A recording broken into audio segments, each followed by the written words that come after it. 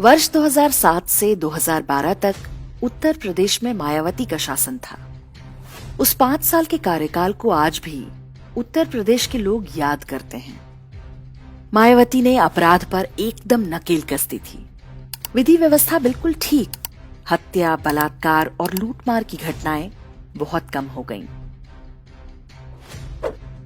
सारी सरकारी भर्तियां भी बिना किसी घोटाले के होने लगीं। फिर वर्ष 2012 के चुनाव में मायावती हार गई। कारण ये कि मजहबी वोटों का समाजवादी पार्टी के पक्ष में ध्रुवीकरण हो गया। ऐसा क्यों? क्योंकि मजहबी समुदाय को कानून व्यवस्था चाहिए ही नहीं। अपराध पर रोक लगाने से उसे असुविधा होती है। असुविधा ही नहीं, खाने पीने के भी लाले पड़ जाते हैं। उसे तो अराजकता चाहिए, पुलिस की अनुपस्थिति चाहिए, उपस्थिति नहीं। अखिलेश यादव ने आते ही मजहबी समुदाय की मुराद पूरी कर दी। हर थाने का असली प्रभारी स्थानीय मस्जिद का इमाम हो गया। सितंबर 2013 तक, अर्थात अखिलेश यादव के शासन के मात्र 1.5 साल में उत्तर प्रदेश में 140 दंगे हो चुके थे। सितंबर 2013 में मुजफ्फरनगर दंगे हुए। जब एक पत्रकार की हत्या हो गई, तब मीडिया को ये सब आंकड़े पता चले। दंगे ही नहीं, अन्य सारे अपराध भी चरम पर थे। मुजफ्फरनगर और मेरठ जैसे नगरों में भी हिंदू महिलाओं पर ब्लेड से हमले आम बात थी। जो इन दिनों मीम भीम एकता की बातें करते हैं, वे अनुसूचित जातियों के गरीबों की भूमि और घर हड़पने में जुटे थे। अधिकांश घटनाओं में अपराधियों पर कोई कार्रवाई नहीं हुई। कुछ पकड़े भी गए तो आजम खान जैसे संरक्षकों ने उन्हें छुड़ा दिया।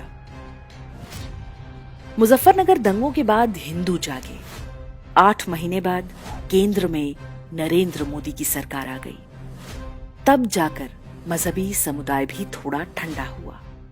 लेकिन उत्तर प्रदेश के हिंदू उस अंधकार युग को आज तक भूले नहीं हैं। वर्ष 2017 में नहीं, 2019 और 2022 में भी नहीं। अब योगी आदित्यनाथ का शासन है तो भय पहले से भी अधिक है। लेकिन मजहबी आदतें इतनी आसानी से नहीं जाती। स्कूल जाती लड़कियों को साइकिल से गिराना हो या अनुसूचित जाति के हिंदुओं के मकान जलाना, ये समुदाय हर अपराध में आज भी सबसे आगे है। चाहे घर पर बुलडोजर चल जाए या एनकाउंटर ही क्यों ना हो जाए। वर्ष 2010 के बाद अरब के कई देशों में सरकारों के प्रति विद्रोह और तख्ता पलट की घटनाएं हुई। ये वही समय था जब बराक ओबामा अमेरिका के राष्ट्रपति थे। इस समय तक विश्व भर के वामपंथी कहते थे कि अमेरिका इस्लामी देशों में तानाशाही सरकारों को समर्थन देता है। ओबामा भी वामपंथी थे। अपनी वामपंथी थ्योरी के अनुसार उन्होंने आते ही अरब देशों के तानाशाहों को समर्थन देना बंद कर दिया। परिणाम ये कि एक के बाद एक इस्लामी देशों में सरकारें गिरने लगीं। पूरे मध्य पूर्व क्षेत्र में अराजकता फैल गई। हिंसा में 5 लाख से अधिक लोग मारे गए। कई अच्छे खासे समृद्ध देश खंडहर में बदल गए। तात्पर्य यह है कि अराजकता ही उनकी मूल प्रवृत्ति है, उत्तर प्रदेश हो या खाड़ी का कोई देश। कांग्रेस हो, आम आदमी पार्टी हो, समाजवादी पार्टी हो या बराक ओबामा जैसा कोई वामपंथी, सभी मजहबी समुदाय की इस मूल प्रवृत्ति को भली भांति जानते हैं। लेकिन ये सभी एक बात भूल जाते हैं कि अब सोशल मीडिया का युग है। यूपी के हिंदू सोशल मीडिया द्वारा ही समझ गए थे कि अपराध नहीं बढ़ा है, बल्कि जिहाद चल रहा है। राजस्थान से लेकर महाराष्ट्र तक के हिंदुओं ने समझा है कि कन्हैयालाल या उमेश कोल्हे की हत्याएं अपराध के कारण नहीं, बल्कि जिहाद का परिणाम है। भारत हो या विश्व का अन्य कोई काफिर देश, शासक वर्ग को यह भ्रम रहता है कि मजहबी समुदाय भी वही चाहता है जो काफिर चाहते हैं, नौकरी, छात्रवृत्ति और लोकतंत्र। इसलिए सत्ता पाते ही वे उनकी नकेल खोल देते हैं।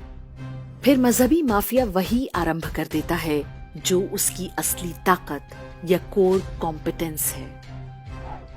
पहले मीडिया, साहित्यकार और इतिहासकार इन सब पर पर्दा डाले रहते थे। अब सोशल मीडिया के कारण काफिर डॉट्स कनेक्ट करना सीख गया है। जब बात अपने जीवन की आती है तो बड़े से बड़ा मुफ्तखोर भी एक बार सोचने को विवश होता है। यही कारण है कि वोट बैंकों के मैनेजर इन दिनों चुनाव में हारने लगे हैं। जो हिंदुत्ववाद की राजनीति कर रहे हैं उन्हें भी इससे कुछ सबक लेना चाहिए। You can never appease a mafia gang. Never. You can only crush it. You give it slight leeway and it will swallow you whole. आप एक माफिया गैंग को कभी संतुष्ट नहीं कर सकते। आप केवल उनका दमन कर सकते हैं। उन्हें जरा सी भी छूट मिली तो वे आपको पूरा का पूरा निगलने को तैयार बैठे हैं।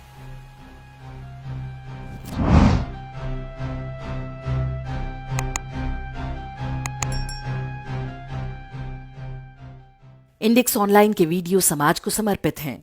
आप इनको डाउनलोड करके जैसे चाहे वैसे प्रयोग कर सकते हैं।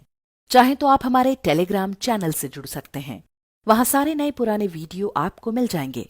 हमारे सोशल मीडिया लिंक हर वीडियो के डिस्क्रिप्शन में होते हैं। हमारा एकमात्र उद्देश्य हिंदू समाज को जागृत और एकजुट करना है। इसमें सहभागी बने। धन्यवाद।